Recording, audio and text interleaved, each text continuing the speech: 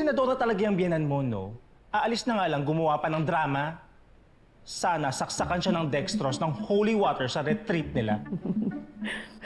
Magpasalamat na lang tayo na wala talagang masamang nangyari kay Madam Sylvia. Ito naman kasi si Lexie, napaka-OA. Eto pa talagang si Besh ang pinagbintangan. Si Lexie lang ba talaga? Aminin, guilty ka. Pinagsuspetsahan mo si Angel. Sorry, Bes. Ang akin lang naman, be careful na lang when dealing with Angel. Hindi kasi maganda yung childhood niya. She was abused by her mother until she died of cancer. So kung may nasasabi man siya or may mga galaw siyang kakaiba, resulta na yun ng trauma niya. Sorry na, Bes. Huwag ka sa akin mag-sorry kay Angel. Ay, tita, kailan po babalik si Lola? Ay, hindi ko alam. Huwag na sana. Eh di ba weak ang heart ni Lola? Sana may nag-aalaga sa kanya. Ano bang nagustuhan niya dyan sa lola niya? Lagi niya kaya kaming inaaway ng mami niyo. Gusto niyo ba yun? Nandito nga yung lola niyo, pero kami naman ni ate yung kawawa. Alam niyo, masasanay din naman kayo nang wala siya eh. Ako nga, akala ko dati, hindi ko kakayanin nang wala yung nanay ko. Hinaya ko naman. Gumanda pa nga yung buhay ko eh. Paano po namatay yung nanay niyo? Inatake siya sa puso. Hindi kasi maganda yung childhood niya. She was abused by her mother until she died of cancer. Ha! Akala ko ba namatay sa cancer ang nanay mo? Bakit ngayon biglang atake sa puso ang kinamatay? Ano ba talaga ang kinamatay ng nanay mo, Angel? Paiba-iba ka eh. Eh, ano Mga kasi... bata. Ano nga ulit sinabi ni Tita Angel nyo? Anong kinamatay ng mami niya? Inatake daw siya sa puso. And yet, ang alam ni Vanessa is cancer ang kinamatay ng nanay mo. Napaka-inconsistent mo, Angel. Halatang gawa-gawa lang mga kwento mo. Mali kasi yung pagkakaintindi mo. Vanessa! Lorraine! Ano ba? Vanessa! Lorraine! Ano to? Bakit nagsisigawan na naman kayo? Dito pa sa kwarto ng mga bata. Your sister is a liar.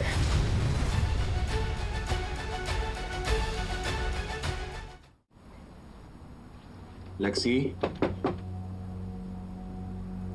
Lexie? Lexie?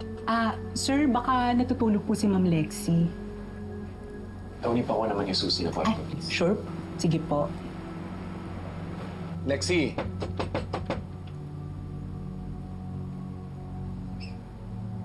Eto po, sir.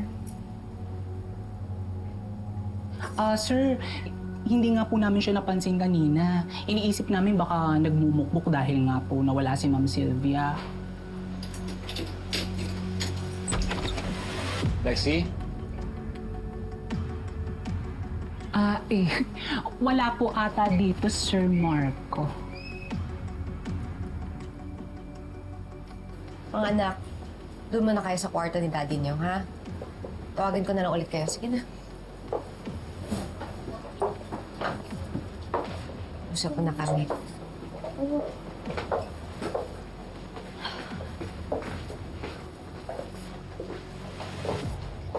Hindi ba't sinabi ni Angel na cancer ang kinamatay ng nanay niya?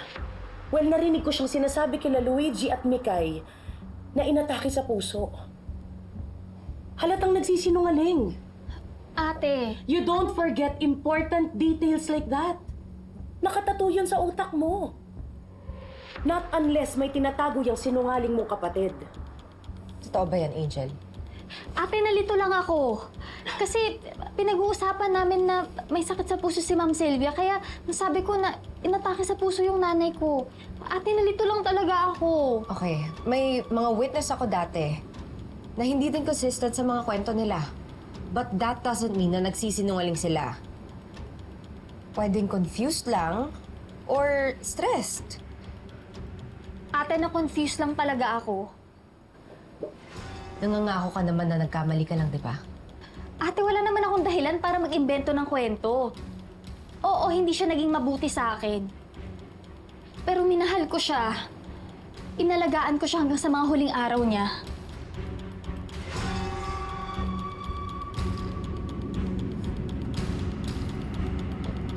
Lorraine! Saan ka pupunta? Angel, tsaka lang ah. Nung high school ako, abutan ko si nanay. Lasing na lasing siya. Trinay kong kunin yung alak pero ayaw niya ibigay sa akin. Nagalit siya sa akin tapos sinaktan niya ako. Tumakbo ako palayo para magpalipas ng sama ng loob. Tapos pagbalik ko, nasusunog na yung bahay.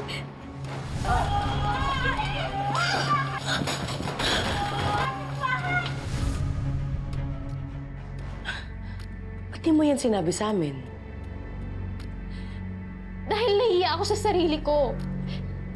Narinig ko yung boses ni nanay. Tinatawag niya yung pangalan ko. Tulungan ko daw siya. Sinubukan ko naman siyang tulungan eh. Pero malakas na kasi yung apoy. Wala akong kwentang anak. Hinayaan kong mamatay yung nanay ko. Angel, hindi. Wala kang kasalanan. Aksidente lang yon ha? Walang may gusto nun. Walang may gusto nun.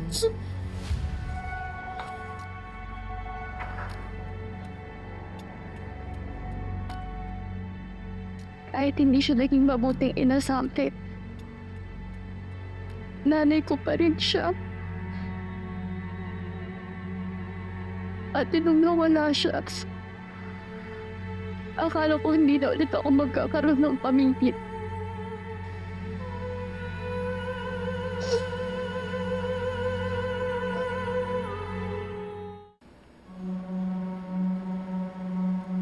Hindi namatay si nanay sa sakit. Namatay siya dahil sa sunog.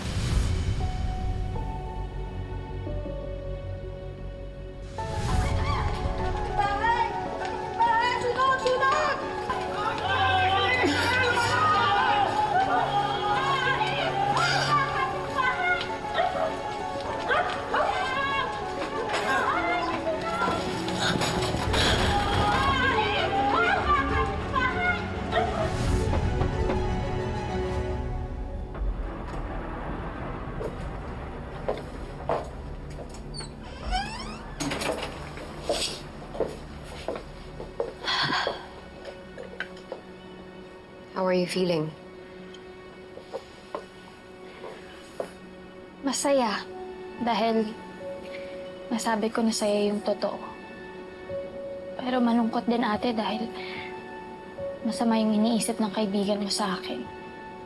Ako nang bahala kay Lorraine. Basta ngayon, pakalmahin mo muna yung sarili mo. Relax ka muna.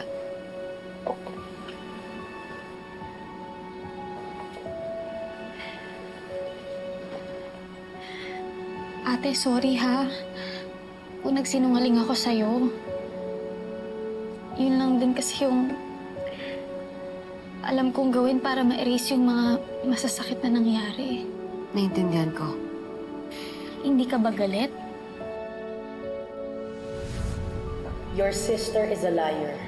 Well, narinig ko siyang sinasabi kina Luigi at Mikay na inatake sa puso. Halatang nagsisinungaling.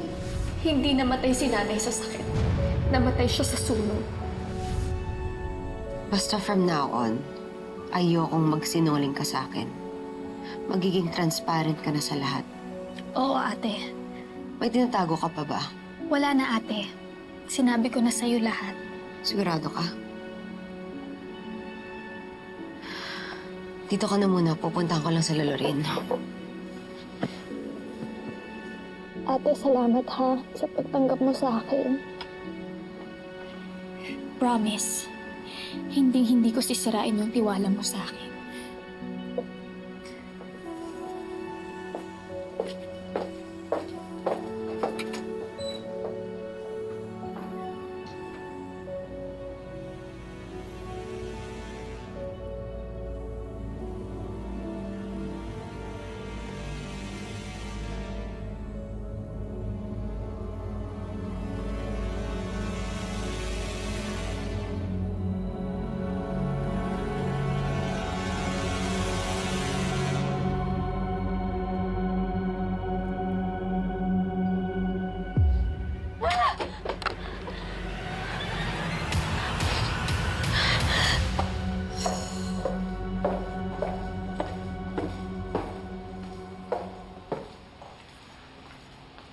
Sa kwarto na si Angel.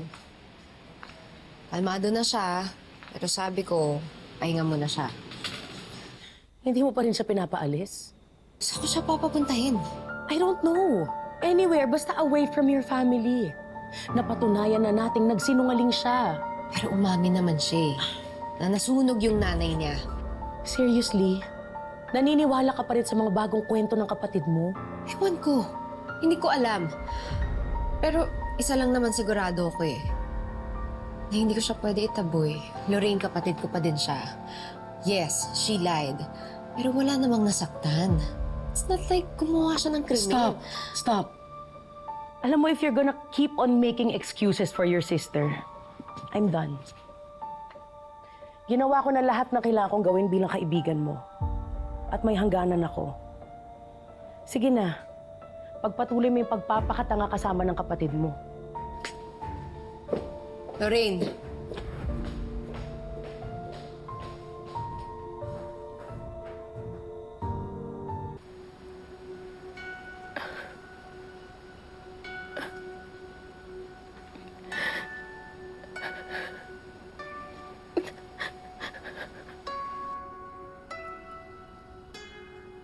Saint Jude, patron saint of impossible situations,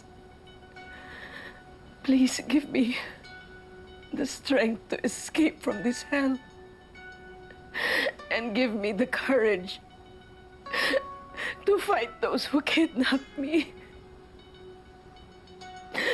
Amen.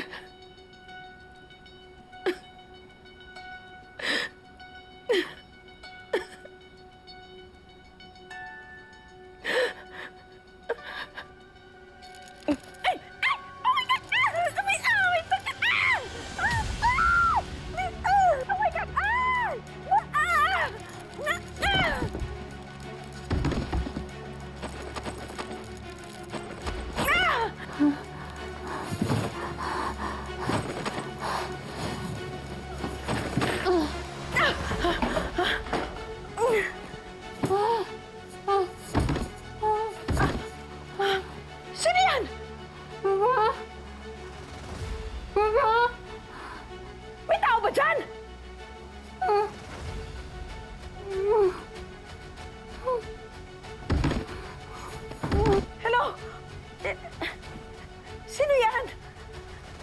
Bakit umuungol ka lang? Ba't hindi ka makapagsalita?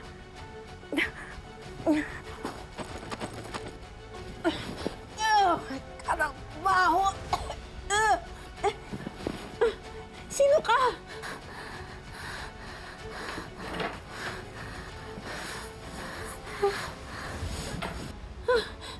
Ano ginagawa mo dyan?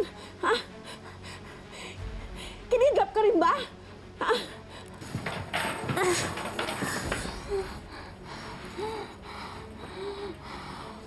No.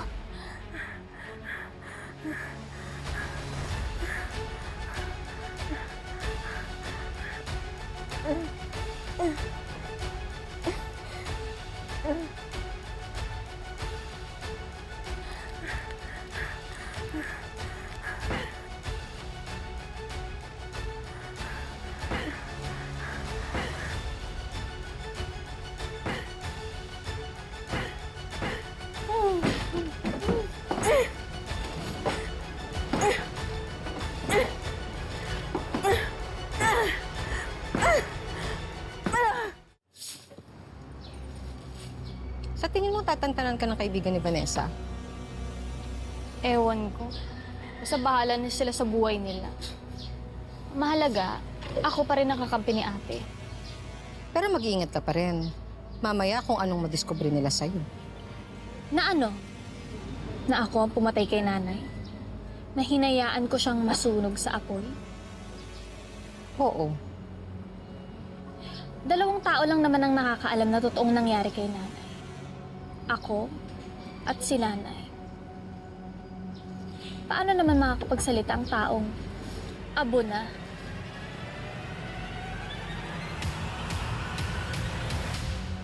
Pasensya na ho kayo. Hindi ko sinasadyang mabundol to si Ma'am. Handa ko naman po sagutin lahat ng gastusin tsaka kailangan niya dito. Bale, Ito po yung cellphone number ko. Tawagan niyo na lang po ako kapag may kailangan kayo. Sige po, salamat po. Mauna na po ako. Doc, kamusta po siya? Minor concussion lang ang natamo niya, pero hinihintay pa namin ang result ng x-ray to check kung may iba pang na-damage. Sige, I'll go ahead. Thank you po.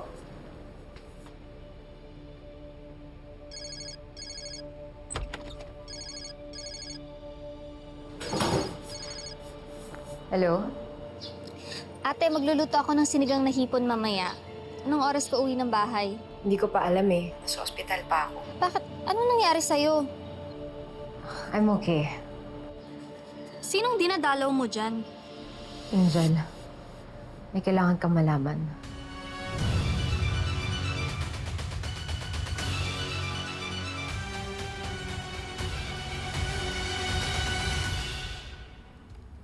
Ilapit mo yung bibig mo dito sa butas para matanggal ko yung busan mo.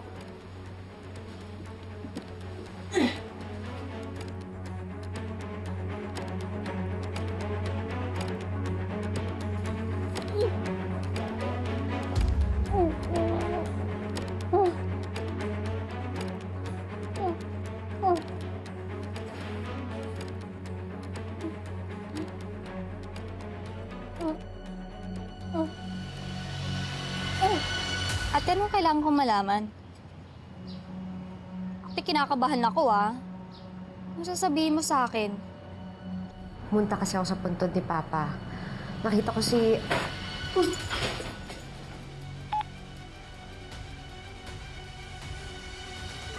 Hello? Hello, ate? Ano nangyari? Naputol eh. Bakit naputol? Sino na kasama ng ate mo sa ospital?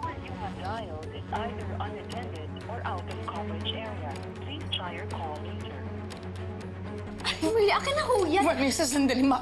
Maawa ka sa akin. Huwag mong sasabihin sa kapatid mo na buhay ako. Ha? Huwag mong sasabihin kay Angel na buhay ako. Bakit ho ayaw niyo makita yung... Mangako ka muna! Mangako ka muna sa akin. Wala ka sasabihin sa kanya. Mangako ka!